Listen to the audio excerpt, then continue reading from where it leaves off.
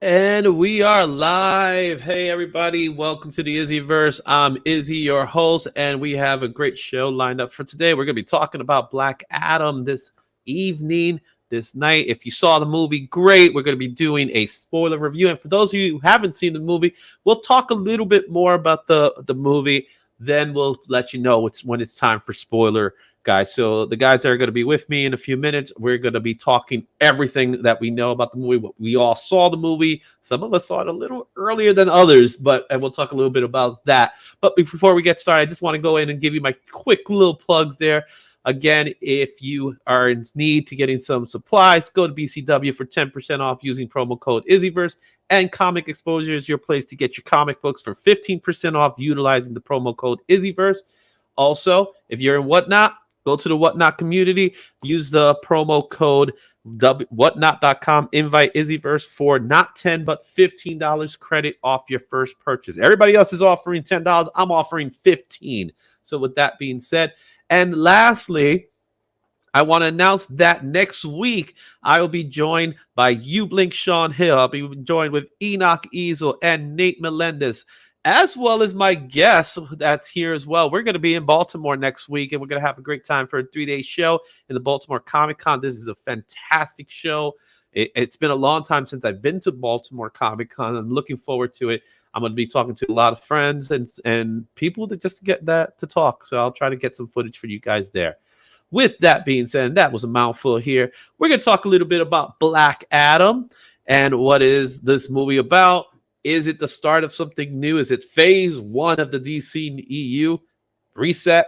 With us today, let's bring in the hungry artist himself, Gary. What's up, Gary? Hey, how's it going? Good, man. And we're going to bring again Daniel, who was with us last time as well. So we're back, and now we're talking about Black Adam. So before we even get to talk a little bit about the movie, I just want everyone that's watching right now, if you are watching live, leave a comment, leave a like, share it with others.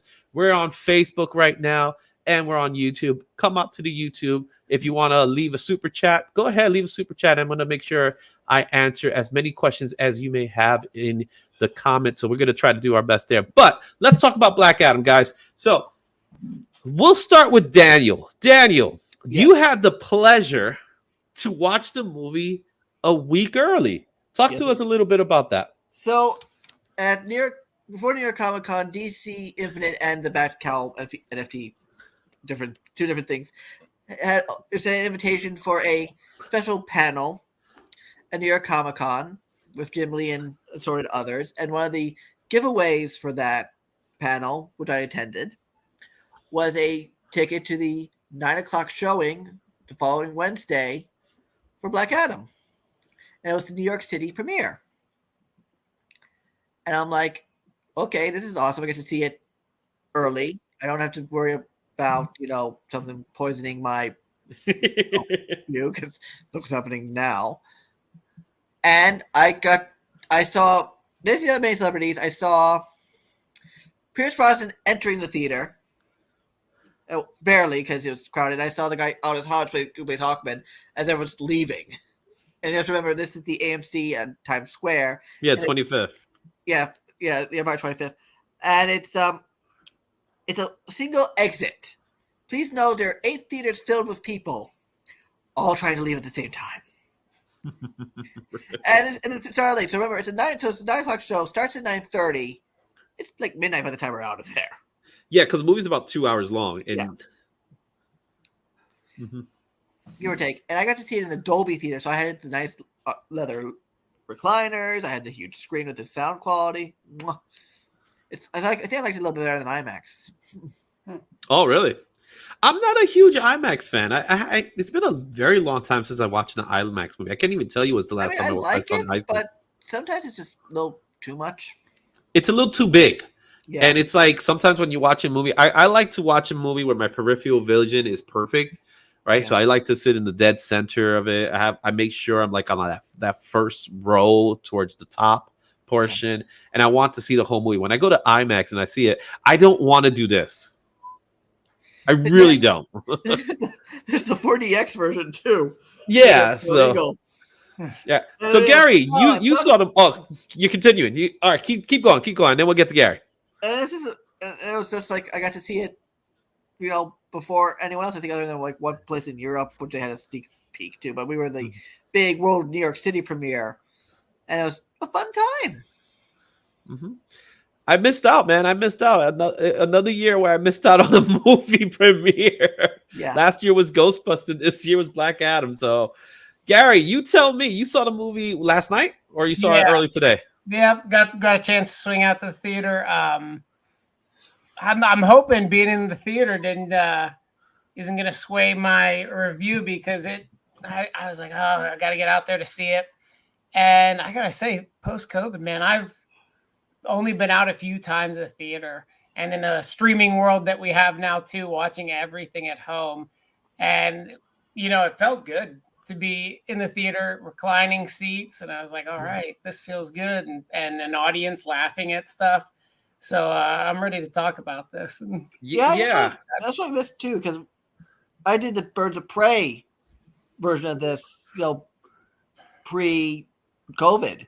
Mm-hmm. I think again, great audience response to everything. Mm-hmm. And then I saw the Batman preview, and it was again great with an audience. It's like it doesn't feel quite the same when you're just by yourself or with someone, or just like with two people at home, or watching on a phone in front of your. Oh yeah, that's like the worst thing to do. Watching on the phone. Don't ever watch something on the phone. It drives me crazy. Only if you've seen the movie and you just want to watch it again or something like that. So yesterday we went to where I normally go, Ridge Hill. Unfortunately, they're not reclining seats, but I've been going there for years. What I like about that particular theater is that it doesn't get crowded. Probably because it doesn't have reclining seats. So when I went to see the movie, I saw it at a pretty decent time, and it wasn't packed. It was a handful of people, I say, which I was still shocked to say the least, because it's Black Adam, it's The Rock. You expect people to be there, even though the hype for this movie has been kind of mixed. Mm-hmm. And let's talk a little bit about the critics' response without getting deep into the movie just yet. But the critic response to this movie has not been overall positive. Oh, it's been mean. Right? And it's beyond like just panning the film. They've just been mean. Yeah, and it's like I understood some of it, but others it's like, do you know what kind of movie you're watching? Or it's not like you're getting an Oscar caliber movie where it's not Sense and Sensibility. It's freaking Black Adam with the biggest action movie star to date right now, Dwayne "The Rock" Johnson. What did you expect? You expected something a little different, and I know it's a superhero movie. I know that we've seen 100 of these now, almost literally now. I think it's to the point. But why can't you just enjoy a popcorn movie? That's my point. Why can't it just be a popcorn movie? You know what I'm saying? What do you guys say? I'll start with you, Gary. Well, I going into this with the way the DC cinematic universe has been, my expectations were pretty low. Mm-hmm. And Same. I had two fears though with it. Is I had a fear that they weren't gonna stick to, because throughout the whole running up to it, The Rock's like, well, he's an anti-hero. And to me, Black Adam is a villain who rules his country and thinks he's a good guy or thinks he's doing what's right, but is a villain, which makes some of the best villains. And I was really afraid with The Rock running, being the lead, that it wasn't going to be Black Adam. It was going to be The Rock with superpowers, because nothing against The Rock. I love The Rock, but he's shown in his earlier movies he really has some acting chops. He's played some wild characters, and then lately it's just been like The Rock in Fast and the Furious, The Rock in G.I. Joe. And so I was like, I hope it's just not The Rock with superpowers. And I think he did a good job, and I think and we'll get more into it. And I think they did do a Black Adam movie because it wasn't about him like being some grand, just a Superman that kills, which he kind of was, but he still was Black Adam, which is, I'm going to take care of my area and, whatever I have to do, I'll do. And it can certainly lead into a villain role in the future, which we'll get into all that. But yeah. I could see that. I could definitely see that with it. And with this movie, I agree. I think I liked his performance because he wasn't, first of all, he wasn't trying to be over the top. Right. He had a very stoic approach throughout the whole movie. Even when he was doing his little one-liners and things like that, it was meant to be a person that doesn't know how to do one-liners doing a one-liner, right? I mean, a little bit of The Rock's gonna sneak in no matter what. Yeah. So, but it wasn't over the top in your face. Yeah. So he was playing a character that was out of time, very much, because he very much was a man out of time. Daniel, what do you thought about The Rock's performance as Black Adam? I think it was good. It wasn't, the greatest in the world, I would say, but it was serviceable. It did the job. He was charismatic. I still think, well, we'll get into them later, but I think the JSA were a little stronger, especially Pierce Brosnan. Yeah, and we'll definitely talk a little bit about them. So when we talk about The Rock, as we can see here, we see the two comparisons, obviously taken directly from the comic, which I always like when they do little nods to the comics. There's a lot of little Easter eggs in this movie that were there, especially in the kids' room. They were planted all over the place. It was actually comic art. It was actual comic art. Yeah, exactly.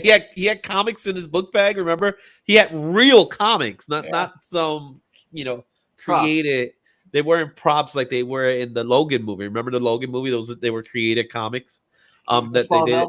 Yeah, so these were the actual comics. I saw a Wonder Woman comic, a Superman comic, and of course Batman, which I thought was always interesting with a movie that's set within that universe, because it's very obvious that this is the same universe that is in the Snyderverse, right? So it's the same universe and nothing different.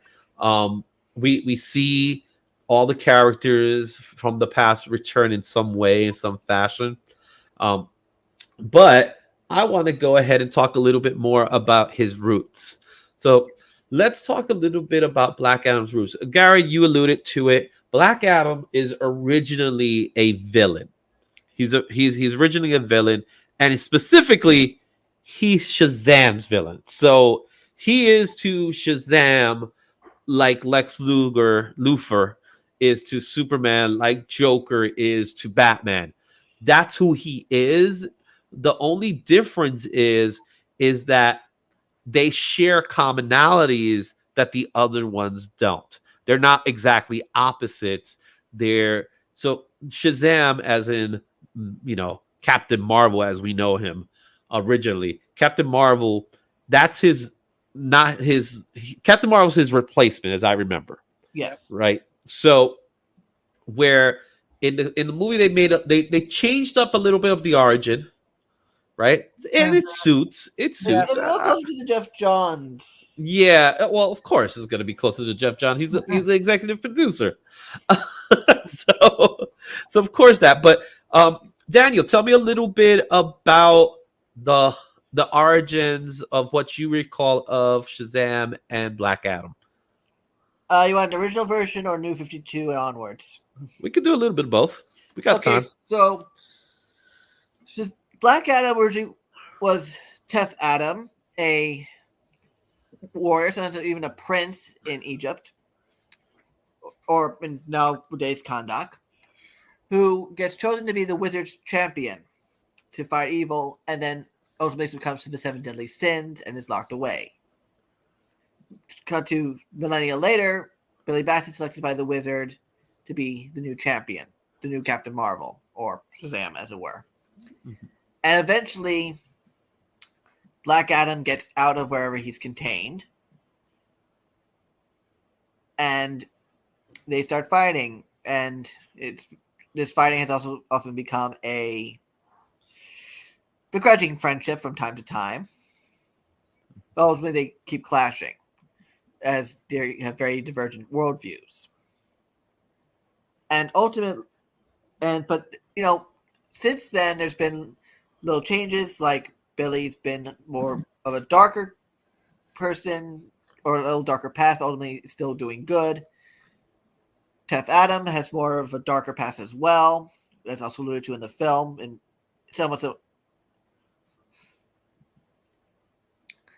But in general, they've always been like the polar opposites of how to use the power of the wizard wisely. Mhm. Yeah. Mm-hmm. But Now, oftentimes, there's also worse villains there. Black Adam will team up with Captain Marvel / Shazam to deal with, like Savannah or Mr. Mind. Mm-hmm. Yeah.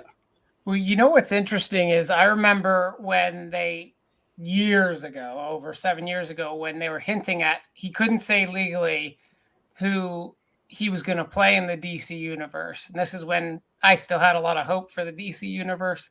And all he said was, well, I can't say who it is legally yet, but say my name. And I thought, oh, he's going to be Shazam, and that'd be perfect because The Rock can play Goofy, and he could play a kid who gets turned into a superhero.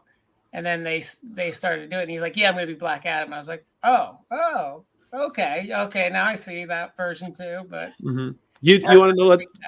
Me that you're saying that, it reminds me of before this guy was cast. There was rumors of John Cena playing Shazam, which I wanted so bad. I wanted that more than anything else. It would have been perfect fan casting. I think John Cena's the actor now is a good actor who's following in the steps of Dwayne The Rock Johnson, and just picture that matchup, especially since there was not one but two WrestleMania matches with them. Just having John Cena in the costume, nothing against the current actor, I can't remember his name. Nothing against him. I actually love him. But man, I would have loved to just seen a John Cena, because John Cena could have nailed that role. He would have nailed it because he does that in regular life. That's who he is, right? He's Billy Batson in real life. So I would have loved to see it. But yeah, like we said, the comic book versions, they didn't go at that far off. Obviously, they went towards more of a new 52 version of the characters we see today, and it makes sense. This is very much grounded within the DCEU, which I always find interesting when they're making movies now. Like it's very odd how the DC world is being formed, where we're in a rebuilding process, but we're not in a rebooting process. Right, that's probably Flash. I'm wondering. I know there's been new people running WB. That's why they dropped the Batgirl movie, and things are happening. But boy, it really is all over the place, especially when you're getting, a Batman movie that has nothing to do with the DC universe, a Joker movie that has nothing to do with it, and then you're kind of seeing ones where you go, oh, okay, so this one is okay, but I think that's causing confusion to the everyday person. I think it is causing confusion because again, they can grasp the multiverse until this happens. Like, so for some reason, that part of the brain just shuts off. Yeah, because the multiverse thing, though Marvel's doing it, I guess Marvel's going to get to it first. Again, DC is the one responsible for creating a multiverse, right? They had no choice. In other words, because of the 50s, as we talked about it earlier, we talked me and Daniel beforehand with the different eras in comics. So one of the things I could say is that DC could have jumped on it, but they were too busy trying to figure out what they were. Thanks, Zach. And when it was too late, because I'm one of the I don't know about you guys, but I am one of the few that are not crazy about the Snyderverse. for a here's lot of reasons. Here's my argument about the Snyderverse. It's like it doesn't exist. It's all DCEU. It's like no matter what, he was a work for hire contract. It's not his universe, so it's been DC's universe. So it's like, you know, my rants. It's like you see my rants on Facebook, on Twitter when I have to deal with these guys. It's like, what? Like if I was at my camera, I'd see them like do these crazy reactions. Yeah.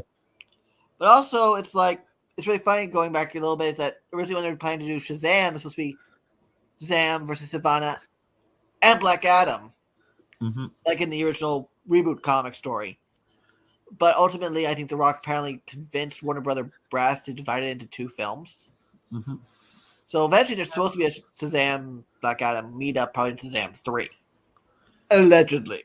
Well, who knows what Fury of the Gods is going to look like when it ends? I'm almost certain he's going to show up at the end of that movie. Oh, definitely. And that's more than obvious. Yeah, that sounds a very fun cast. Yeah. Too. It had a really like Helen Mirren being a supervillain. Apparently, we're not the only ones that feel that way about the Snyderverse. I agree. He made Superman too dark, Jimmy Lee. What's going on, man?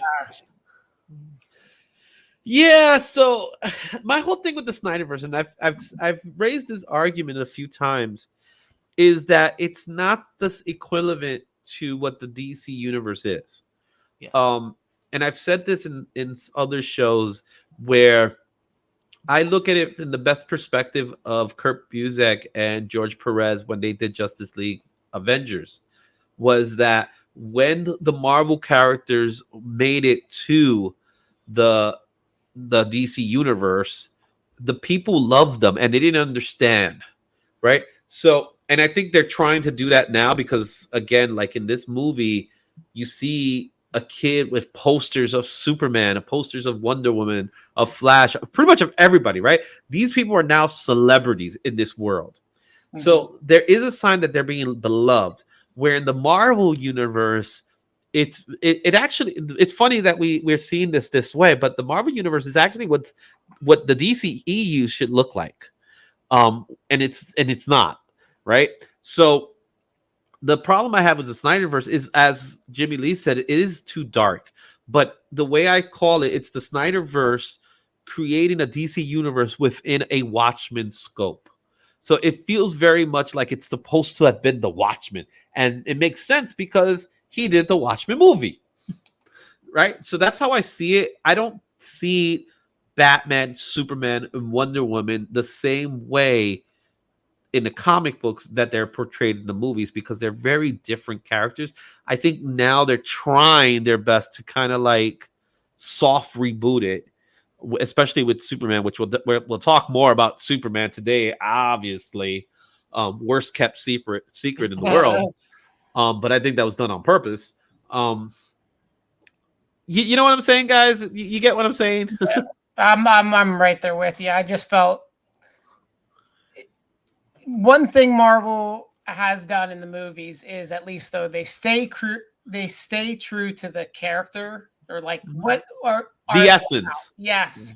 And right off the bat with Man of Steel, it was like,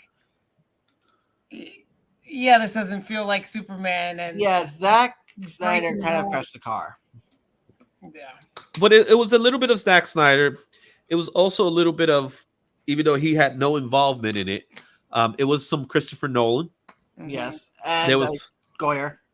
Yeah, and Goyer, because Goyer and Nolan created the Dark Knight trilogy. So they wanted to kind of do, that's why the movie's called Man of Steel, right? Let's just face it. It's called Man of Steel because they want to duplicate what they did with Dark Knight. And that's why the movie's called Man of Steel. Yeah. It's obvious, especially then when you saw it. What they ended up getting in the long run was just a series of these characters are getting way too dark. Batman's already at Dark Knight Returns mode. When we first see this new version of Batman, it was like, don't you want to like get them fresh? Don't you want them to feel new? Instead of, this guy's been doing it for years, and this is what he's been doing now. Zack Snyder just doesn't get the characters. He's also not competent enough to pull it off. Well, I've said his directing is beautiful. And like when you see the trailers for his movies, it's amazing. And the opening like scenes always have a score playing or a song, and it's visually beautiful. But the plot is just, and I'm going to throw this into this comic and this, and then you're going, dude, that could have been 3 movies right there. Just give me Batman. Yeah, just give me Batman. Give me Batman. Give me Superman. Give me Wonder Woman. Yeah, instead of, and then we'll do this and this, and then I'm going to kill Superman too in the movie, and you're like, whoa, what? You try to throw in so many plots into the story, right? Yeah. Let's make Lex Luthor. I keep saying Luger. Why am I saying Luger? It's the wrestling fan, right? It's a wrestling thing in me. That's why. So Lex Luthor is this bratty kid. I'm like, yeah, but I like the versions of Lex beforehand, right? But more importantly, I want a business tycoon type, not a bratty kid type. So they got that wrong. They got the whole idea of Doomsday was completely messed up. I hated everything I saw when I saw Doomsday. When they first showed them, I was like, "What is that?" Because that ain't Doomsday. And was it really truly necessary? Right? No, then we get Justice League, and we're doing the funeral for a friend. We're doing the return of Superman, but yet the comic book story is so dense in that way. And you just say, "Oh, let's just bring him back because we have to bring him back." Come on, that's the kind of stuff I didn't like about it. And let's go quickly. We're gonna go into more of Black Adam, but last thoughts on that, Daniel. A quick thought on that was there was a perfect roadmap to do a Batman Superman movie, and that was World's Finest in the DCEU, which I watched as a kid. That was the perfect freaking roadmap, and of course they threw it out the window. I agree. It was just too much in one movie. I mean, you could have done Batman and Superman meet. You don't need to throw Wonder Woman in yet. She could have had a cameo. Then you do the Justice League, do a Batman movie, Justice League 2. Then eventually you get the death of Superman story. But to do it right away when you know the next movie is Justice League was just ridiculous. It didn't just to have a return. Yeah. Right. Yeah. It wasn't necessary. It wasn't uncalled for. All right. Let's get to this movie. Let's talk about this movie because that's what people came to watch and came to talk about, right? We're now going to go into the Black Adam movie, and our movie starts again. It's very formulaic, I'll say. Black Adam is a very formulaic movie. It has very similar beats to other movies. Do I say that's a bad thing? I don't know what to think about it. I don't have any complaints about it either. Yeah. But it starts off with our female lead, who I forgot was playing Isis. And Isis eventually becomes the wife of Black Adam. And I noticed that in the movie. I don't know if you guys noticed in the movie when they had scenes from back in the day, from Kandahar, from early on, the woman was her. I don't know if you guys caught that. No, I didn't. His wife. Yeah. It was her. They try to make, and every time I was watching, I was like, that looks like her. That looks like her. And then they realized, oh, you know what? It is her because she was playing the role in the movie. Will she turn into Isis? I think she will. I think the plan is if this movie makes what it's projected to make, which I think it's gonna make it. Yeah, I think a sequel will definitely have her turn into Isis. So they have the story about her. She's hiding from Intergang, which I actually did enjoy. I like seeing Intergang. They remind me of a bad Hydra, and that says a lot. Well, they're just the mafia in the comics. Yeah, they're Intergang. That's why they call Intergang. They're the international mafia of villains and things like that. So they're controlling of Kandahar. She wants to get free, so she's trying to get the crown. And in turn, she activates the tomb, which eventually really was the prison of Tef Adam, Black Adam. What do you guys thought about her character? I mean, she's basically, human, gears guidepost to the thing. So again, it's a stock character, but she did a really good job. And also, I like the fact, again, slightly political here, the decolonization angle she was also pointing out in a kind of neutral way, because Intergang is not from one specific country, as you can tell. But she's also the character of a lot of agency. She wasn't the damsel in distress at all. No, not at all. Second, she was probably more gung ho than half the male characters. Not all the male characters in several sequences. Like, she's really leading the expedition to get the crown back. Now, I will say, and I don't know if you guys caught it, but wasn't this movie stolen from another 90s movie called Terminator 2? In a weird way, yeah. It really was. It was a kid. It was the exact same story. It was like, oh, let's just take it from this one. Hey, if you're gonna borrow from the best. There you go. Which is a great movie. If I already know a few people that haven't seen Terminator 2. It's been that long. It's like, go watch it. That movie's awesome. But it's Terminator 2. If you really look at it from that perspective, it's the same. She's Sarah Connor. Her real name happens to be Sarah. Just coincidental there. The boy who was playing Amon, Bohi, I'm looking at his name. His Bohi Sabonji. I might have messed it up. My apologies. Bodhi something. I'll look Yeah, it up. he was playing Amaz, her son. I personally did not like him. I didn't like that character. Apparently, they didn't like him as much either. That's why you didn't really see him in the trailers. He was annoying. That's how I looked at him.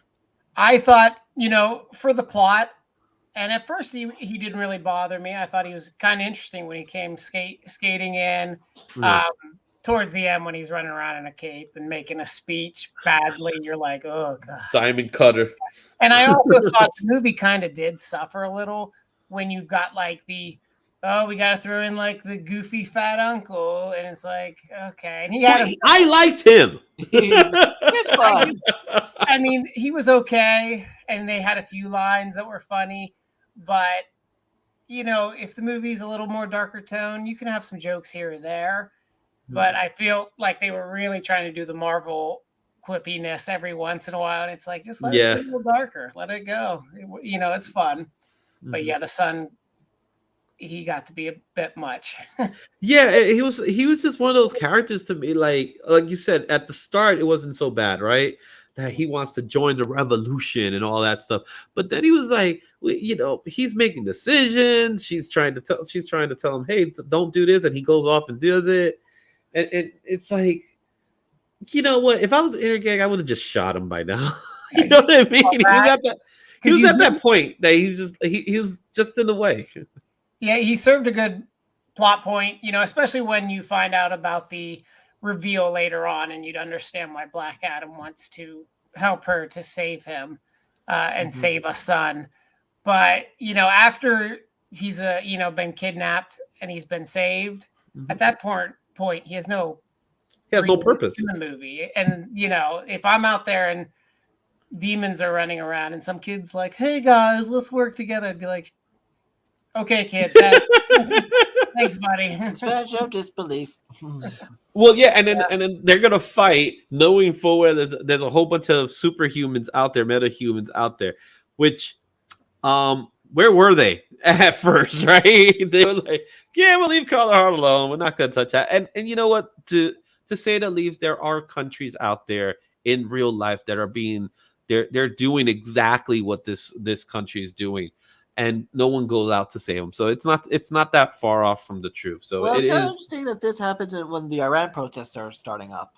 Yeah, so it's a slice of life, I guess. Unfortunately, so enough. The less we talk about him, the better. I have said. Like I said, I'd rather talk about the fat uncle, which I loved. He was great. It's like, I don't die, I get electrified. That was a great line with him. All right, let's go ahead and talk about the other superheroes in this movie. And we're going to start off and talk a little bit about the JSA. But let's start off with our lead JSA character, the leader of the JSA, and that is Hawkman. Carter Hall, which personally, I love the costume. I just wish the trunks were green. I think the red, it looks okay, but doesn't feel Hawkman. I don't know about you It might guys. be due to the blue screen or green screen used. The green will just blend.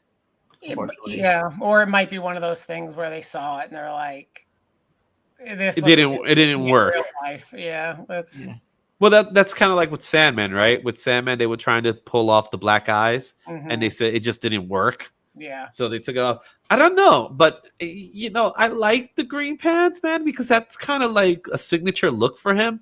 I don't have a problem with the look I have here. I think he looks fantastic, and his costume looks amazing. I'm gonna say, you got enough money to give me green pants. That's all I'm saying. You know what I mean? You could do it. It's very regal looking, though.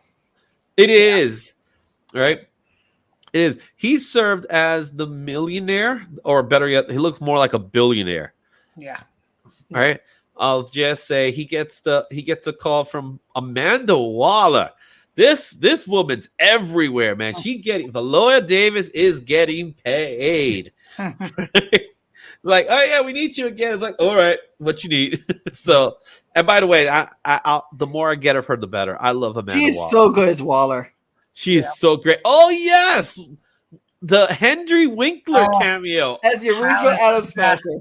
That was something. Thanks for bringing that up, Jimmy. I loved it. That was secret that worked when it showed up, and you're like, yeah, that's great. When I saw that, I was laughing too. Like, he's Adam Smasher. We'll talk a little bit more about Adam Smasher. But what do you guys thought about Hawkman? Did you like it? I liked it. He's sometimes a little too belligerent, but it also works with the character historically. Yeah.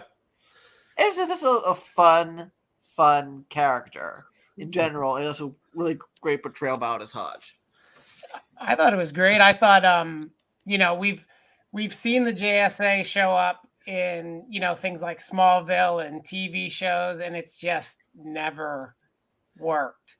Mm-hmm. And so when I saw the previews with them showing up, I was like, oh, this thing is going to be a train wreck. And honestly, I thought the JSA, and they only had a few characters. Yeah, it was a small JSA. They didn't say there weren't more. They're like, who's on the team for this mission? So you're like, oh, well, there can be a JSA movie now with.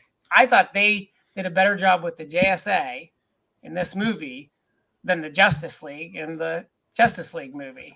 I agree with that. They did a fantastic job with these guys, with these characters. Hawkman, I love. First of all, I love the Hawkman story. I think it's one of the best stories in comics. The fact that his character in the comics, there's always he has to find Hawkgirl story, right? That's usually how the story goes. He has to find Hawkgirl. They have to fall in love. They have to die, and it's wash, rinse, repeat. That's pretty much the character of Hawkman, right? Yeah.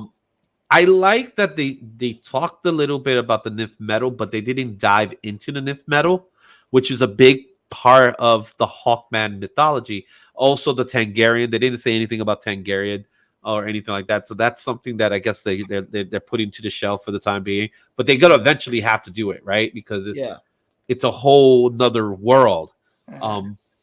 Maybe too much information, I guess, for a first appearance in the movie.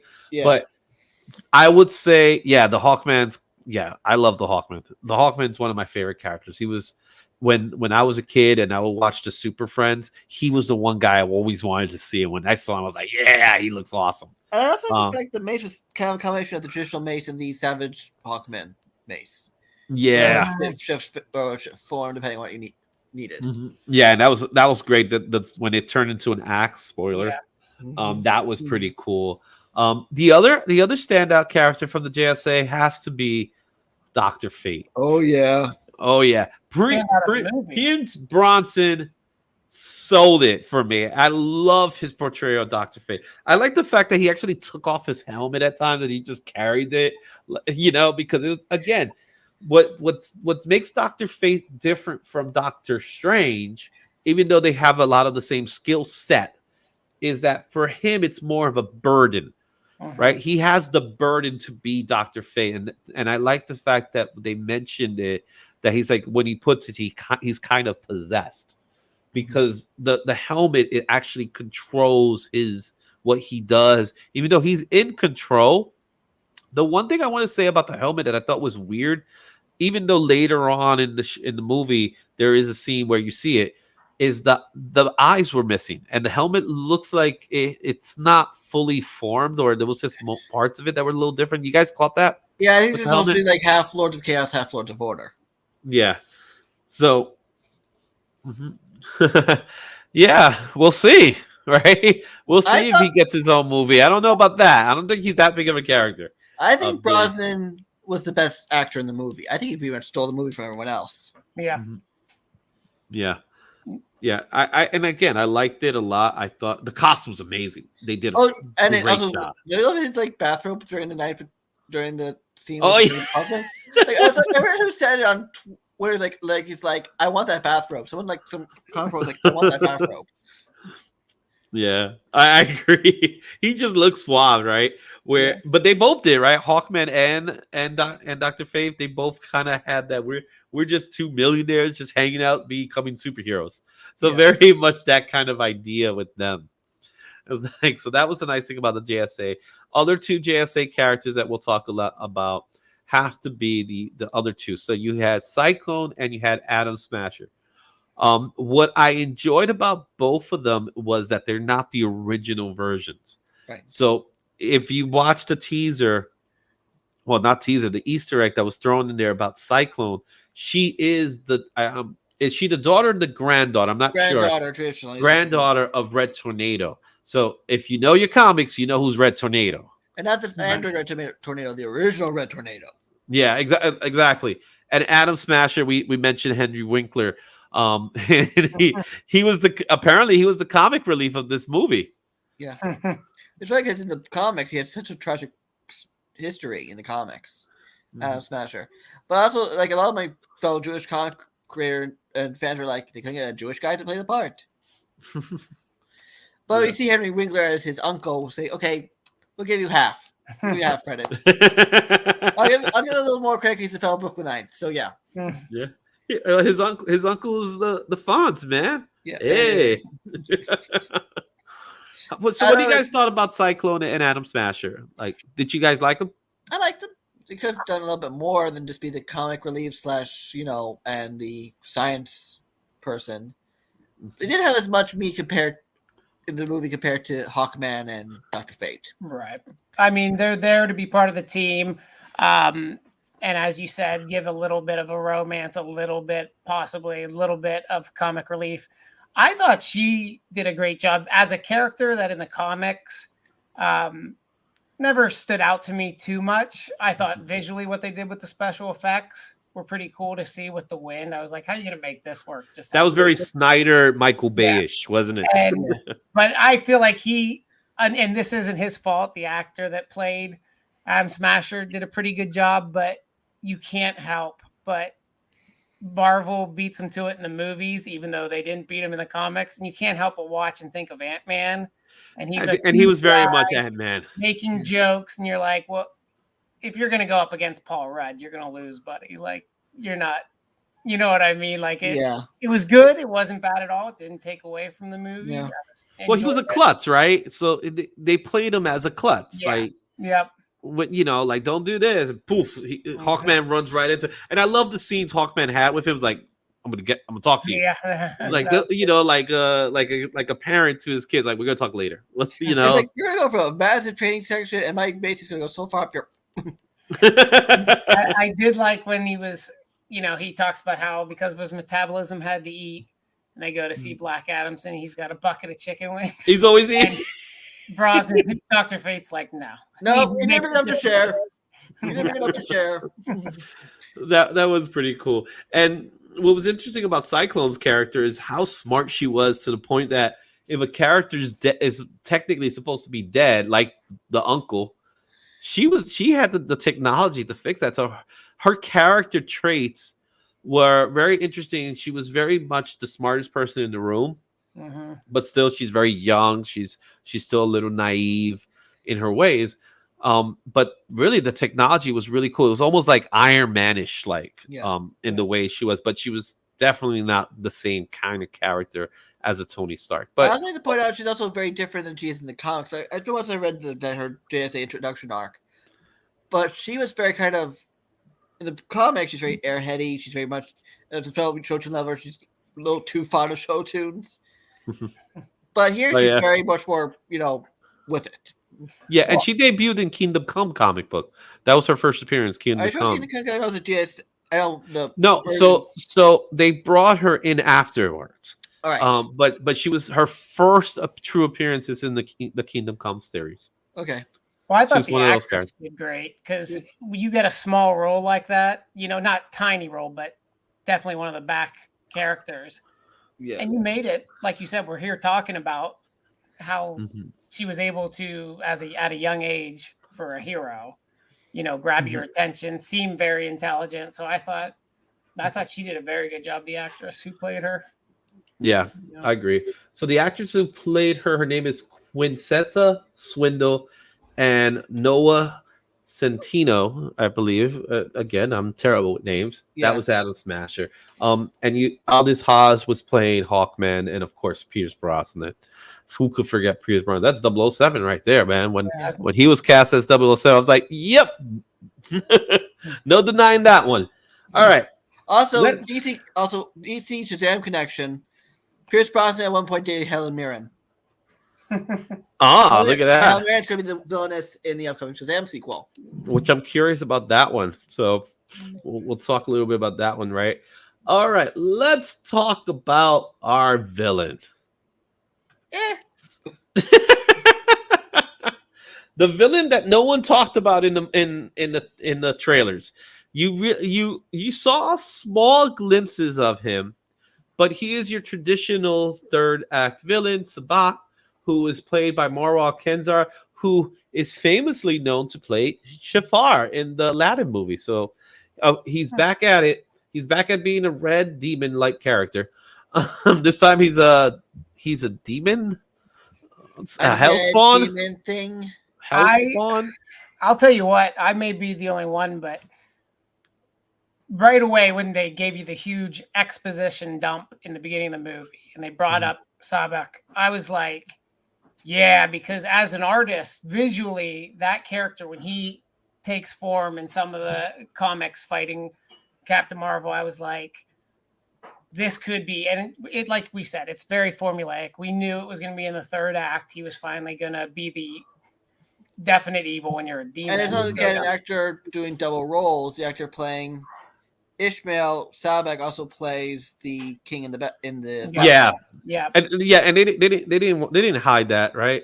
they didn't hide any of that. Boy, was I disappointed when he showed up at the end, because I was like, I will say I know it's generic, it's a classic trope, but the trick of how the crown of Sabak works, the trick. That was a bit of cleverness by the writer.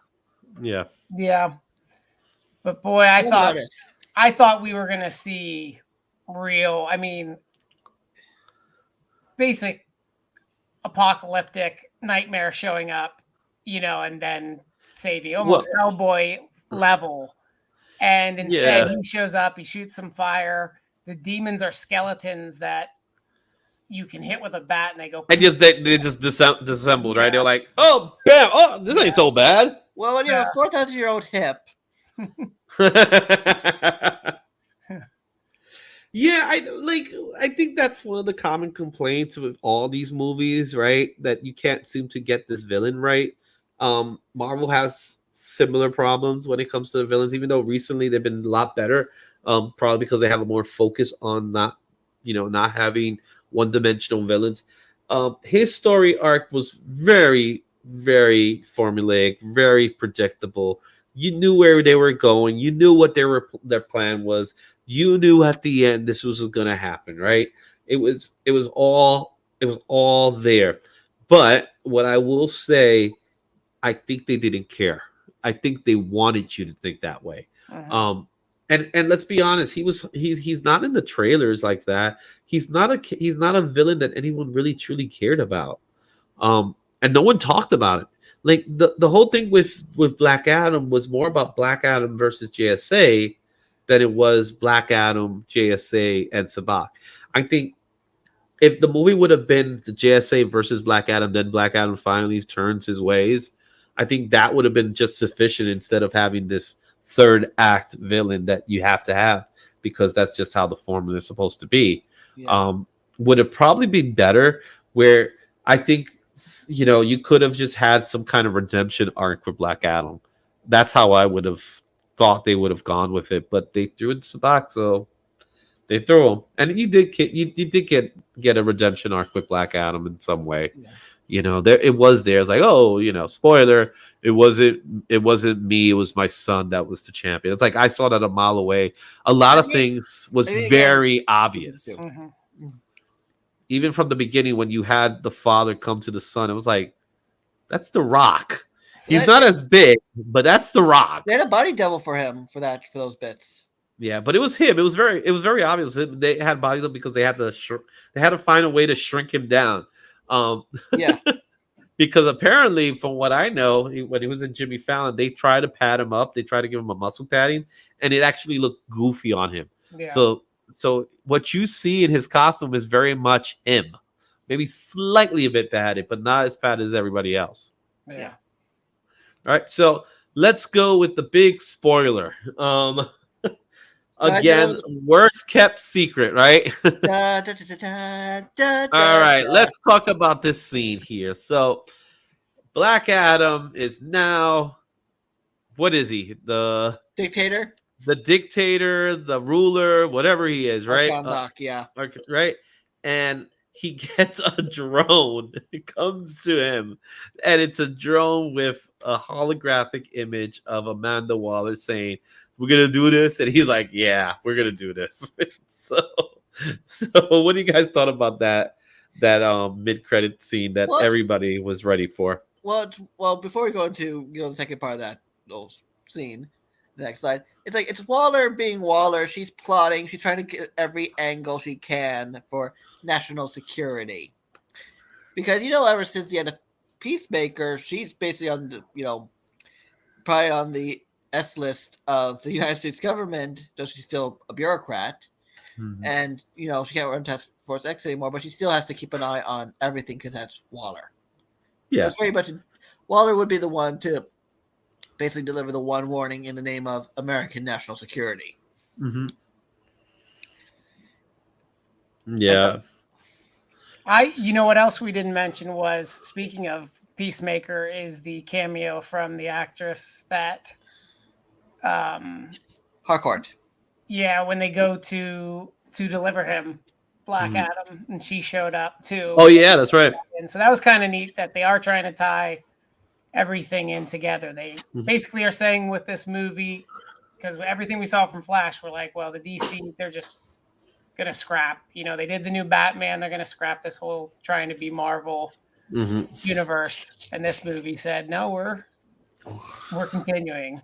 And that's what the big thing was about the mid-credit scene. Not that he's going to be facing off against Superman, because we all know eventually he'd either be fighting Captain Marvel or Superman, or at least it was letting us know that, no, Henry Cavill's going to still be Superman, which... Yeah, and that was very much was the idea, right? So let's go ahead and I will say quickly, though, that Flash, to me, it's probably more like a continuity patch like Rebirth was versus a full-on reboot, but I digress. Yeah, I'm gonna say it's gonna be more in the lines with what Crisis was. So if you read the Crisis story, the original Crisis, they didn't entirely change everything because the Batman run was still going. Yeah. Batman technically went through the soft boot, but they didn't change the stories. And with this, what they're doing is I think Flashpoint is meant to have been, this is how we're just going to clean things up. Yeah. It's a soft reboot. It's not a hard reboot where we're going to cast new people. I think it was intended to be a hard reboot, but the way the new regime at Warner Discovery now is, we're going to give people what they've been asking for, because the previous regime didn't want to give people what they were asking for. I think what ends up happening in the DC world is that they're trying to either give you everything or give you nothing. where I think that's where Marvel succeeded. Marvel tries to give you what you want, but at the same time, they try to give you what you don't know you want. Well, right? they also don't throw out the baby with the bathwater. Marvel will go, oh, so in this movie we didn't do as well. Okay, we're not going to just retcon. Whereas if you look at the history of Superman, it went Superman Returns, and they were like, people were like, well, you know what? There's no action. There's no action. It was a love story. So what they do? They made Man of Steel, where it's all action and no story. So they it had a story. It was not Superman's story. But they constantly just go, oh, this didn't work, throw it away, start over. This didn't work. And people are like, well, yeah, it didn't work, but we liked him as Superman. Just make him more like Superman. You know what? Surprisingly, we liked Batman. Just stop having him kill everybody, like little things, tweak it. Yeah. Which is, I hope, what they're doing now. Yeah. And I think with Cavill, he does the part. It's very obvious he likes playing the role, or else he wouldn't be back, right? Yeah. But with him, I think he just look at this. He looks like Superman, It's just that he hasn't had good material. Though oddly enough, and I know this could be if people said the 2017 theatrical cut of Justice League is probably the only time he was actually Superman. And he even said himself, he's probably the only person on set who probably had a good relationship with Joss Whedon, because Joss Whedon actually let him be Superman. Yeah. Well, that's the benefit of Joss Whedon, right? He came in to deal with a situation that was not good. He was dealing with a executive group that didn't really understand what they had in front of them, right? Because if Justice League could have been great. If the movie would have been done with with Snyder's true vision, I think it would have been fine. I don't think it would have been a complete bust. But the fact that word got out about everything that was going on, and then you throw in Whedon, and Whedon was he had a bad rap when it came to Age of Ultron, and that movie kind of almost killed his career, because you don't really see Josh Whedon like before. But Josh Whedon got career for other things too. Yeah, he's like sure. Yeah.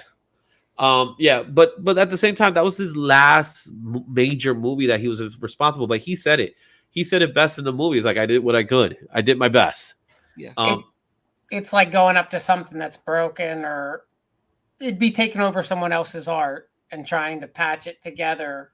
And you're completely different artists. If he would have gotten the movie from the get-go, I'm sure it would have been pretty amazing, like Avengers was. Yeah. And like you said, Zack Snyder's, when we got the cut, it wasn't really what the movie would have been. They retooled it for HBO for a longer format. But again, it was still better than being pieces patched together that are dark and then are fun and light and then dark again. Yeah. So. Like I said, I always like to say that there's a sweet spot between the two versions where it would have been just right. Problem is, you got egotist on one end and jerk on the other. Yeah. Exactly. Now, I would say this much.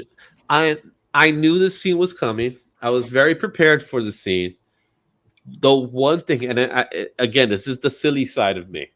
The one thing that I was so happy to see was that curl. Yes. That's Cal's natural hair too. Even when it's dyed, it's like his hair naturally does that.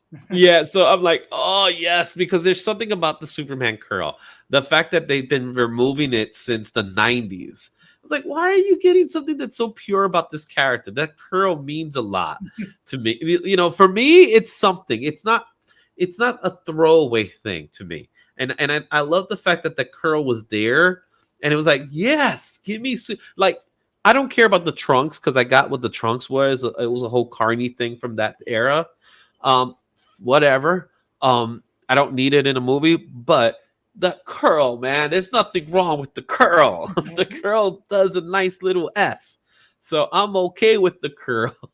I will say this. When he showed up on screen, we heard the first those of the Williams theme. Da, da, da, da, yes, they played the John Williams theme. Yes, I heard it. The crowd of that New York crowd just roared to the point I couldn't even hear Cavill's line. But when you were at that premiere, was the buzz already there? Oh, we all knew it was coming because it's the worst kept secret in Hollywood.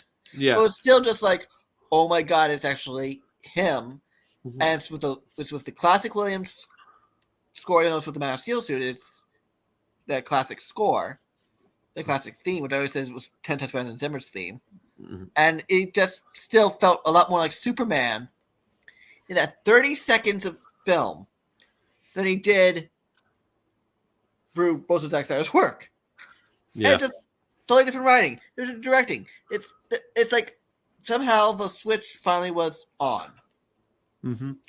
And you know what's funny though? Now that you mentioned it, it still harkens to that Zack Snyder, because again, here comes Superman coming in as United States Boy Scout to kind of like, we're gonna talk. You know, all goes right back to Dark Knight Returns, right? That kind of approach. Yeah, but at the same time, it's like it's different than he was in Batman v Superman, where he's just aggressively, literally tearing apart the Batmobile and being a jerk. Where at this point, he's like, "Look, I'm here.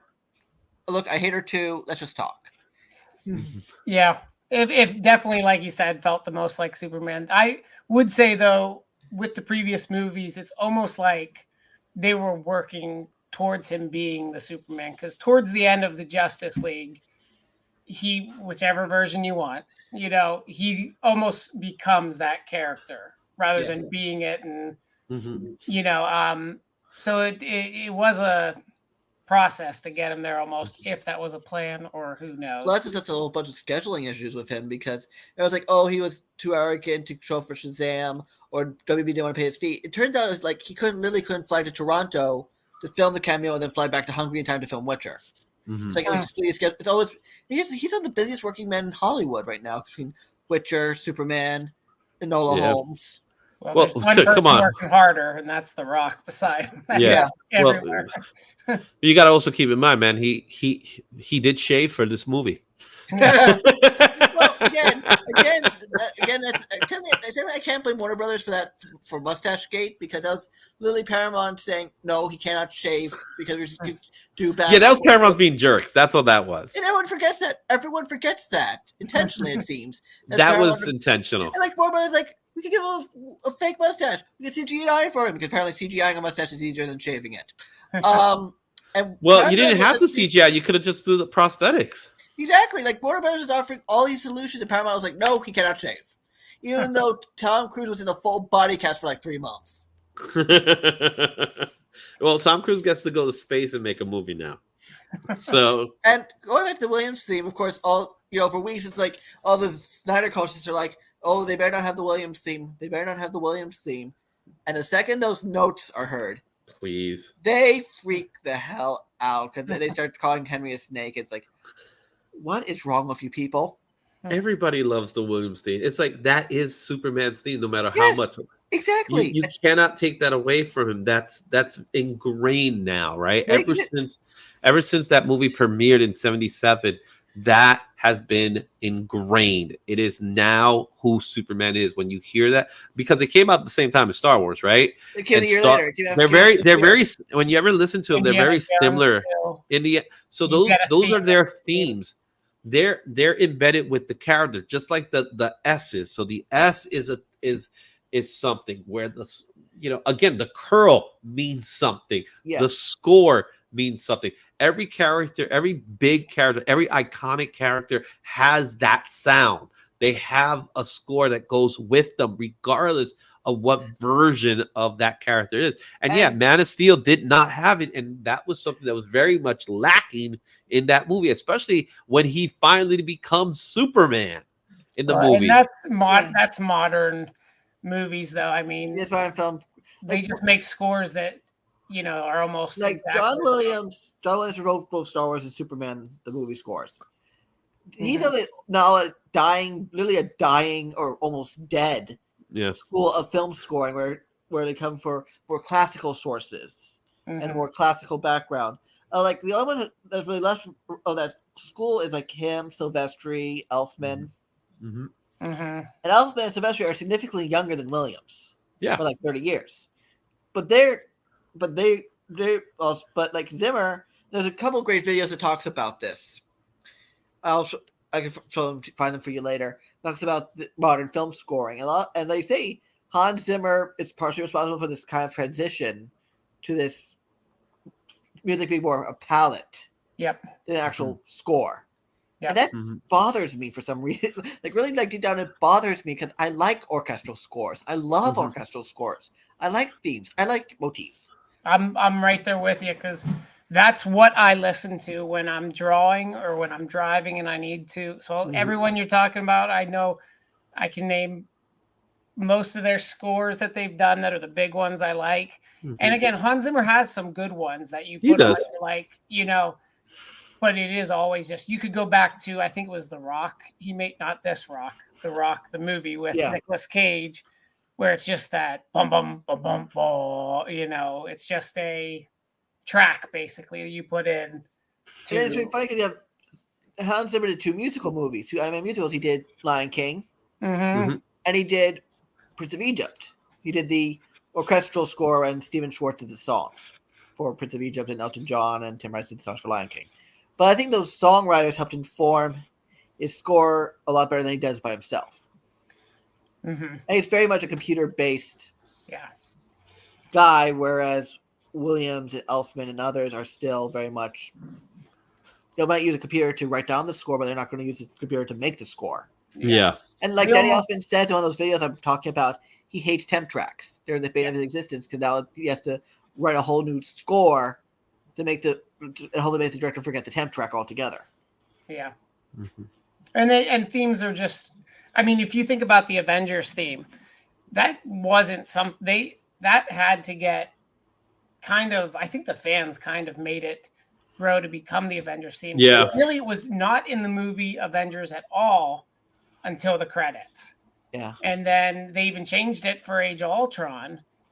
And then they put it back in, and slowly they started to have that theme show up throughout some of the other movies until finally in Endgame, when you're like, yeah, that's the song. That's, Yeah, it becomes a big deal. And you did Sylvester and Elfman kind of working hand in hand together because Sylvester did the first Avengers film. Elfman did the second one. I think he was like a last minute replacement too, so that's another story. Mhm. But then Sylvester came back to do 3 and 4. Yeah. Yep.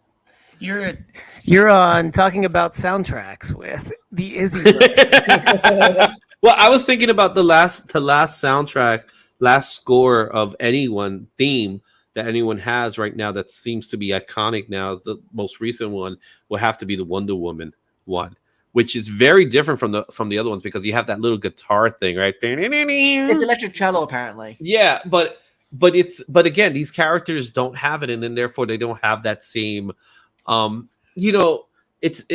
loses the fact that they become iconic. I think a score and a theme brings that iconic side to it, right?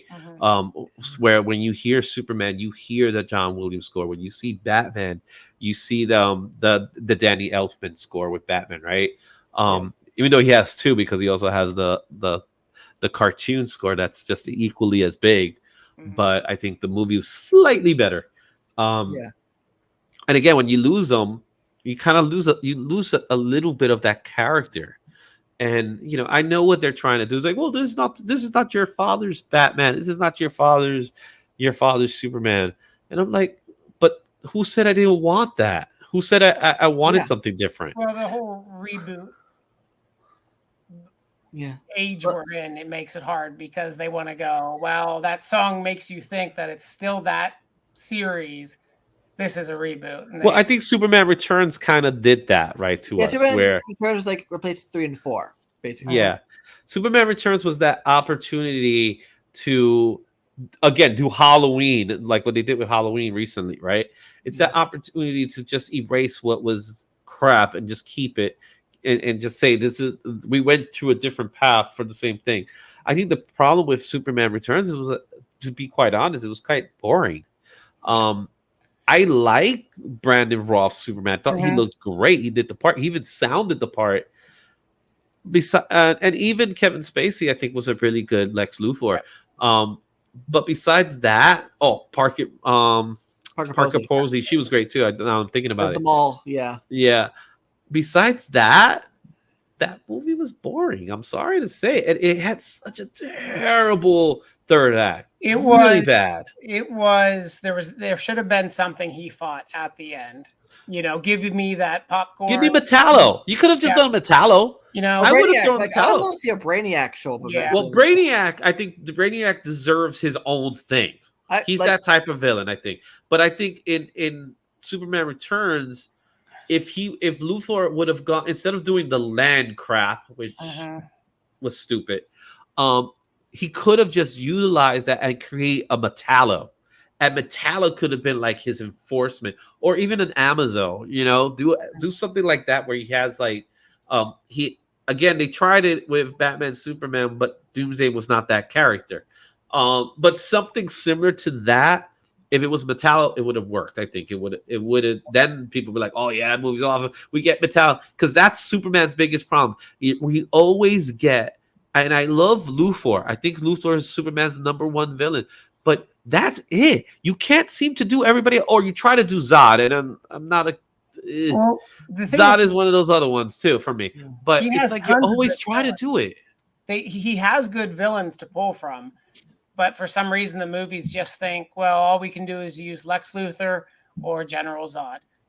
We need a version of a Kryptonian or Lex Luthor's, you know. But like you said, Brainiac, all these. I actually wrote a fan treatment for what that I was saying was Man of Steel 2, which they're now apparently planning to do now, or call Man tomorrow, or whatever it's called.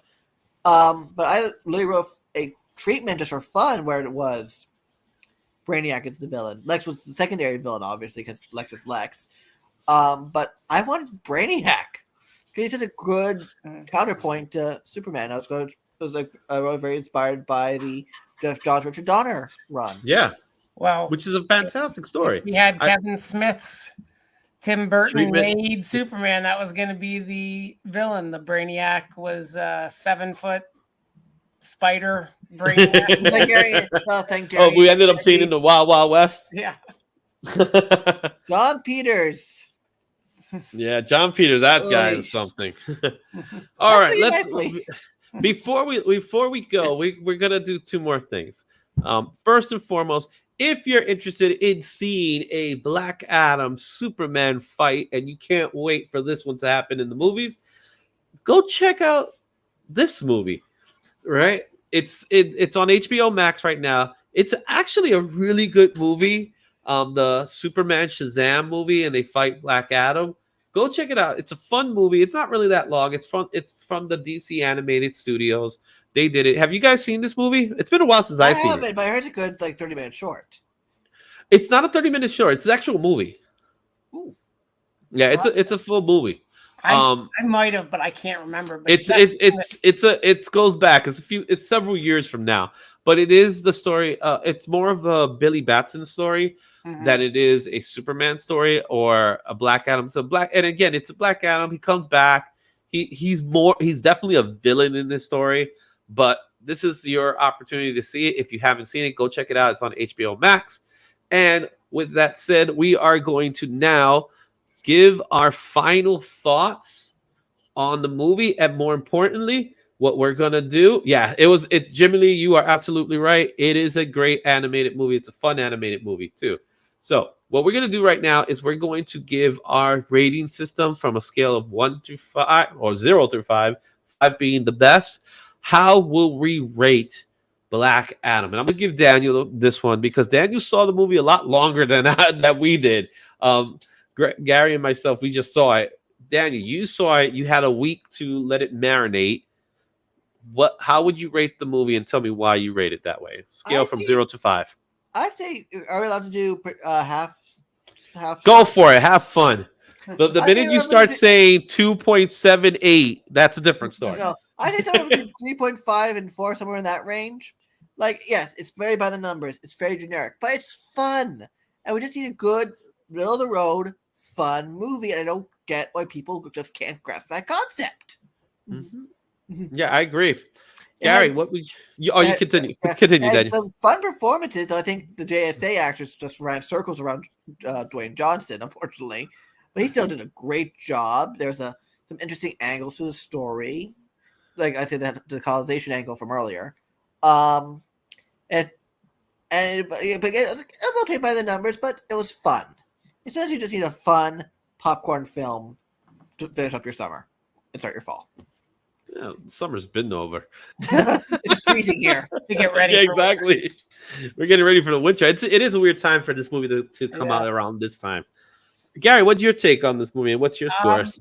I couldn't agree more. I'd say while we were sitting here, I was thinking, boy, it's really fun.